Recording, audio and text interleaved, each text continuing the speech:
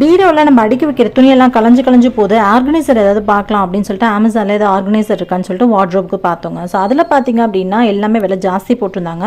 அது மட்டும் இல்லை அப்படின்னா அதை பார்க்குறப்போ நமக்கு அப்படியே வந்து இந்த கார்ட்போர்ட் ஷீட்டில் வந்து பண்ண மாதிரி தான் ஒரு ஃபீல் இருந்துச்சு.